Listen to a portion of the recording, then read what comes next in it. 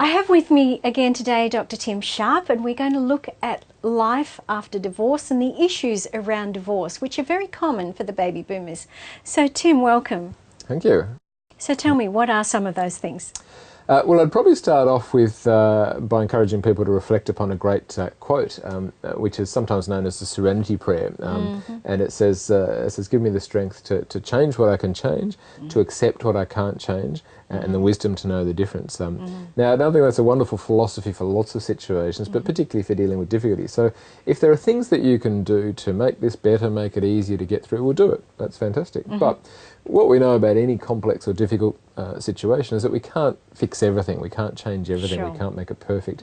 So we need to accept that, and by acceptance, I'm not talking about passive resignation, I'm actually talking about an active coping strategy. Okay. But it's tricky sometimes to know the difference, and Yes. so we need to be wise enough, we need to sometimes stop and think, what can I change and what do I need to accept? But if sometimes people really struggle to do that on their own and often need a supporting ear.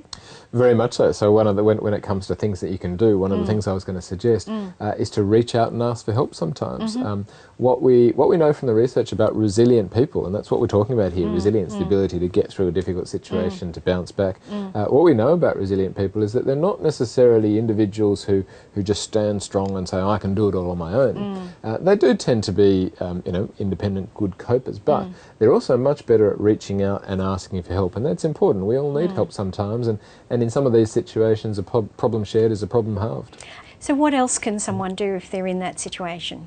Well, there are a couple of other really practical things that can help people get through difficult times. So just at a really practical level, exercise is a good stress management tool. Why is that? There's a couple of reasons, or possible reasons, but we think there's probably physiological explanations.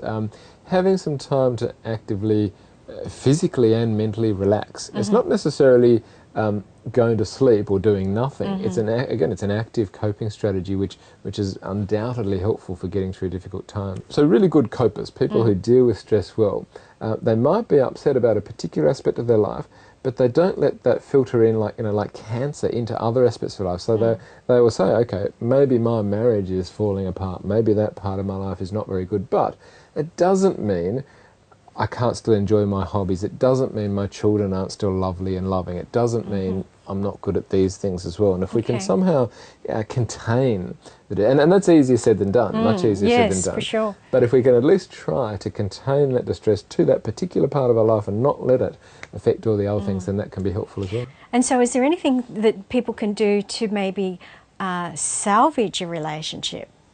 Oh, very much so. There's a whole range of marital therapy and couples interventions that we can encourage. I suppose the simplest of which would be to actively spend some time focusing on the good things in each other. Okay. So no, that's very difficult, and particularly if relationships are troubled. But if you can sit down as a couple and make a list of maybe there's 10 things about you that I don't like at the moment, but what are the 2 or 3 or 4 things that I still like, that I still love, that I can still see, and swap that list, talk about it, encourage both people to focus on the good things. Wouldn't some people find that a little bit confronting? It can be, yeah. Look, anything that's important and anything that's going to have a significant impact can also be difficult sometimes. But largely these things are about at least trying, at least making an effort to tolerate those things you don't like, which we all have to do to some extent, but to also focus on those things we do like or love or appreciate. So there you have it. Exercise, being aware of the issues, and Tim's really covered so many good points there. Don't forget that list though. Don't forget to put something down on paper. Thanks again, Tim. Cheers, really pleasure. appreciate it. Thank you.